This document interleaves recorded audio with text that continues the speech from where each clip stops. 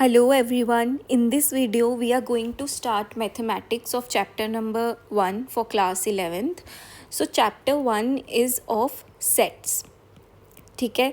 So sets is a new concept. So इसको हम अच्छे से पहले समझेंगे, then we will solve a couple of examples and then from upcoming videos we will solve the questions given in exercise 1.1. So सबसे पहले तो हम समझते हैं sets क्या है, और उससे भी पहले हम ये समझने हमें ज़रूरी है कि सेट्स होता मतलब क्यों हम ये चैप्टर पढ़ रहे हैं, वाई इज़ इट इम्पॉर्टेंट. ठीक है. सो आपने देखा होगा कि यूजुअली हम चीज़ों को कैसे डिफ़ाइन करते हैं, हम उनके ग्रुप्स बना देते हैं, राइट. हम कलेक्शंस में उनको डिफ़ाइन करते हैं. फॉर एग्ज़ाम्पल अगर आपके दोस्त हैं तो आप बोलोगे कि ये 5 लोग मेरे दोस्त हैं. ठीक है. तो आपने उनका एक सेट बना दिया. ठीक है. उस सेट में वो 5 लोग आते हैं जो आपके दोस्त हैं. अब हो सकता है उनमें से 3 आपके बहुत अच्छे दोस्त हो, तो आपका एक सेट बनेगा कि ये मेरे बहुत अच्छे दोस्त हैं, तो उसमें वो 3 दोस्तों का नाम आएगा. ठीक है. तो यूजुअली हम हर चीज़ को रिप्रेजेंट कर देते हैं कैटेगरी में. जैसे ऑड नेचुरल नंबर्स एक कैटेगरी हो गई, पूरी इंडिया में कितनी रिवर्स हैं वो एक कैटेगरी हो गई. ठीक है. कितने टाइप के ट्राइंगल्स होते हैं वो एक कैटेगरी हो गई. So basically we just categorise set of information. ठीक है. और फिर उस इन्फॉर्मेशन को हम ईज़िली डिफ़ाइन कैसे करें वो हम इस चैप्टर में और इस एक्सरसाइज में पढ़ेंगे. ठीक है. सबसे ये इम्पॉर्टेंट सेक्शन है ये जो आप देख रहे हो यहाँ पे, कि these are some generic way of examples of sets, right. N represents the set of natural numbers. ठीक है. natural numbers, then Z represents all integers, then we have Q which represents all rational numbers, then we have R which represents all real numbers, then Z plus represents positive integers, right.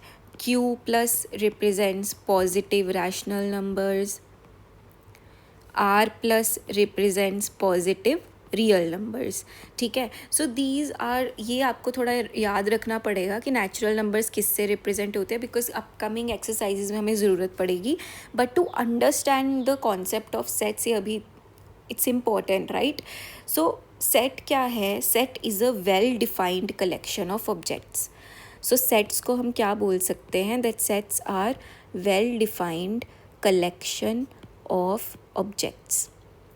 अब हम ऐसा क्यों बोल रहे हैं? Why are sets well defined collection of objects? क्योंकि जो भी हम सेट्स में चीज़ें डिफ़ाइन करेंगे they are very well defined, like there are all the criterias which are sufficient for us to identify कि एक पर्टिकुलर चीज़ या एलिमेंट उस सेट का पार्ट होगा या नहीं होगा. अगर एग्जाम्पल ले, let's say we will say that most famous actors of the world. ठीक है. आपको उनका एक सेट क्रिएट करना है, तो वो हम एक सेट में नहीं डाल पाएंगे क्योंकि आपके अकॉर्डिंग मोस्ट फेमस एक्टर कोई और होगा, किसी और के अकॉर्डिंग मोस्ट फेमस एक्टर कोई और होगा. बट अगर हम इस चीज़ को वेल डिफाइन कर दे कि okay, let's keep a set of people who have more than 300 million people following them. ठीक है. So that would be a well defined criteria कि 3 मिलियन के ऊपर जो है अगर किसी का फॉलोइंग है तो वी विल से कि okay, they are well known actors, they are famous actors. और उससे नीचे है तो हम उनको उस सेट में नहीं इंक्लूड करेंगे. So this is known as well defined, कि आप किसी भी ऑब्जेक्ट या एलिमेंट को देख कर ये पता लगा सको if it will be part of that particular set और नॉट. ठीक है. एक इम्पॉर्टेंट चीज़, जब भी हम किसी सेट को डिफ़ाइन करते हैं तो उसमें जो भी एलिमेंट्स होते हैं या उसका पार्ट होते हैं या जो चीज़ें, उनको हम ऑब्जेक्ट्स भी बोल सकते हैं, एलिमेंट्स भी बोल सकते हैं और मेंबर्स भी बोल सकते हैं. तो इसमें कंफ्यूज नहीं होना कि ऑब्जेक्ट्स, एलिमेंट्स और मेंबर्स अलग अलग हैं. ये तीनों चीज़ें सेम ही हैं. सेट्स को हम यूजुअली कैपिटल लेटर से रिप्रेजेंट करते हैं, जैसे हमने रिप्रेजेंट किया कि n represent the set of natural numbers. ठीक है. लेट्स से ये मेरा n है विच represents a set of natural numbers. ठीक है. अब इस नेचुरल नंबर में जो मेंबर्स, ऑब्जेक्ट्स या एलिमेंट्स हैं उसको हम रिप्रेजेंट करेंगे स्मॉल लेटर्स से. ठीक है. सो लेट्स से a की वैल्यू मेरी 2 है. ठीक है. सो 2 is a natural number, so I will say that a is an element, object या फिर मेंबर ऑफ सेट n। ठीक है, अब इतना सब हम बार बार लिखेंगे तो पढ़ाई कब करेंगे, राइट। सो मैथमेटिक्स में हमें अगर लिखना है कि a is part of the set, तो हम उसको ग्रीक लेटर एप्साइलन से रिप्रेजेंट करेंगे। We will write a epsilon n। So epsilon यहाँ रिप्रेजेंट करता है बिलोंग्स टू को, ठीक है, कि a belongs to the set n। ठीक है, इफ़ लेट्स से मेरे पास b है जिसकी वैल्यू है -3। अब -3 is not a natural number, right. So I will write b does not belongs to the set n। ठीक है, एप्साइलन को कट कर देंगे तो we will get does not belong to. ठीक है, so this is the way we represent sets को capital letter से ही रिप्रेजेंट करते हैं, एंड उनके जो एलिमेंट्स, ऑब्जेक्ट्स या मेंबर्स होते हैं उन्हें स्मॉल लेटर से रिप्रेजेंट करते हैं। And if something is part of a set then we use this epsilon, and if something is not part of that set we use epsilon को cut कर देते हैं। ठीक है, अब एक सेट को दो तरीके से हम लिखना सीखेंगे। फर्स्ट इज़ द रोस्टर और टैबुलर फॉर्म। ठीक है, दूसरा तरीका हम लिखेंगे सेट बिल्डर फॉर्म। ठीक है, सेट बिल्डर फॉर्म। तो रोस्टर फॉर्म और टैबुलर फॉर्म क्या होता है? दिस इज़ लाइक कि आप एज इट इज़ जितने भी उसके मेंबर्स हैं उन्हें आप लिख रहे हो, और उसको आप कैसे लिखते हो? आप करली ब्रैकेट्स में लिखते हो। करली ब्रैकेट्स में हम सेट को रिप्रेजेंट करते हैं। जैसे लेट्स से मुझे नेचुरल नंबर के ही सेट को रिप्रेजेंट करना है, सो मैं कैसे लिखूँगी? 1, 2, 3, 4, 5 एंड सो ऑन, जहाँ तक भी नेचुरल नंबर्स जाते हैं। So this is known as the roster और टैबुलर फॉर्म, जहाँ पे हम सारे मेंबर्स को लिस्ट करते हैं। सेट बिल्डर फॉर्म क्या होता है? जहाँ पे हम डेफिनेशन क्रिएट करते हैं। For example I will write x, ठीक है, where x is a natural number. ठीक है, so this will represent my set of natural numbers. ठीक है, सो ये चीज़ जो मैंने लिखी और ये चीज़, दीज आर एग्जैक्टली इक्वल, दोनों सेम ही चीज़ों को रिप्रेजेंट कर रहे हैं, which is set of natural number.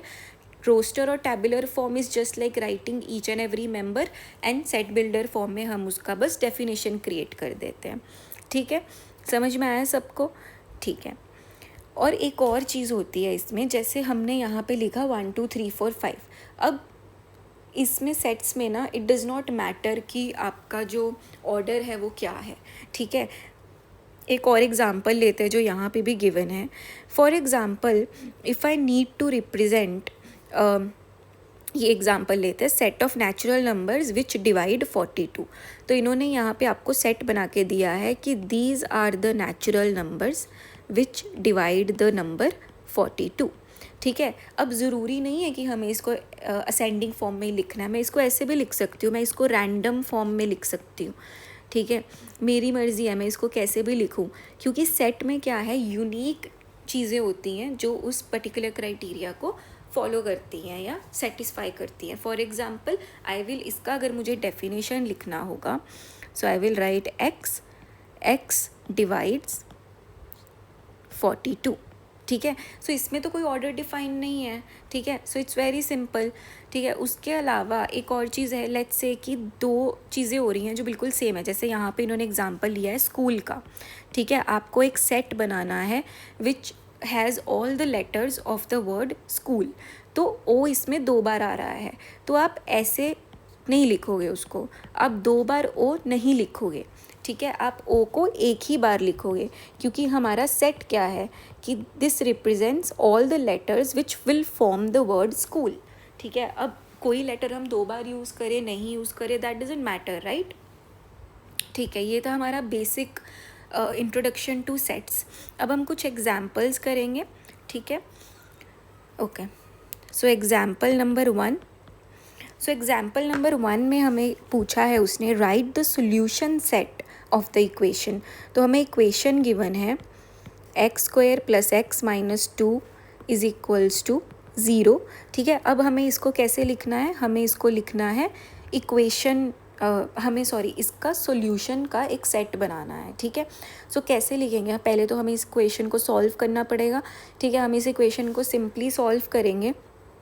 Late me write it in this way, x² + 2x - x - 2 is equal to 0। पहले वाले में से x कॉमन ले लेंगे, x प्लस 2 बचेगा, देन -1 कॉमन ले लेंगे, x प्लस 2 बचेगा, ठीक है, देन x माइनस 1 और x प्लस 2 लिख सकते हैं हम इस इक्वेशन को, ठीक है। हमारे सॉल्यूशंस क्या आ जाएंगे, x is equals to 1 and x is equals to -2। अब हमें लिखना है solution set, so we will write solution set of given equation is, हम इसका रोस्टर फॉर्म लिख रहे हैं बिकॉज 2 ही एलिमेंट्स है, तो it makes much more sense to write it in the roster form. Question में भी गिवन है कि we have to write it in the roster form, ठीक है। Moving on to example number 2। So we are given a set, write the set in roster form. हमें set में क्या given है, x is a positive integer and x square is less than 40, ठीक है। अब एक बात बताओ, हमारे को जितने भी स्क्वायर्स पता हैं तो वी नो कि 7 का जो स्क्वायर है वो 49 हो जाता है, तो मतलब x की वैल्यू 7 नहीं हो सकती, और हमें पता है x की वैल्यू पॉजिटिव है और वो इंटीजर है।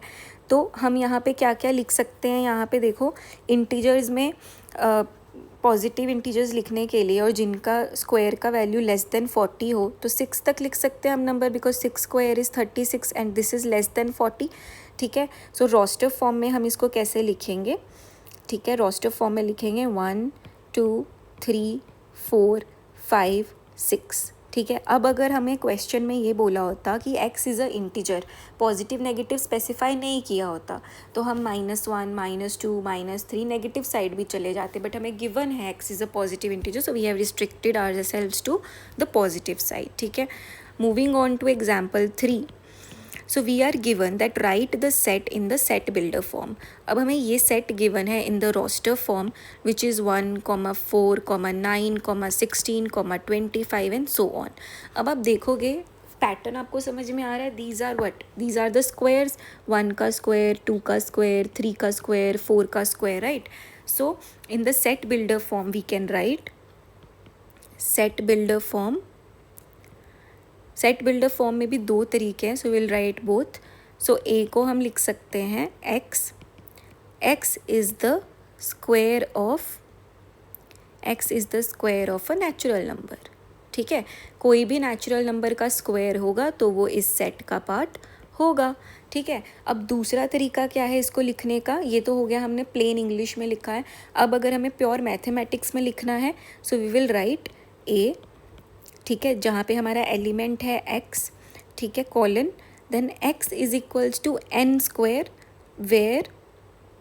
Where n belongs to natural number का सेट, ठीक है। अब इसमें ये वाले में थोड़ा कन्फ्यूजन हो रहा होगा आपको, बट ध्यान से समझने की कोशिश करो, ये पार्ट तो सेम ही है, ठीक है। एलिमेंट को डिफाइन करने से पहले फिर हमने बोला x is the square of a natural number, तो हमने यहाँ पे उसको मैथमेटिकली लिख दिया कि x is a square of n square, x is equal to n square where n is a natural number और n belongs to the set of a natural number, ठीक है।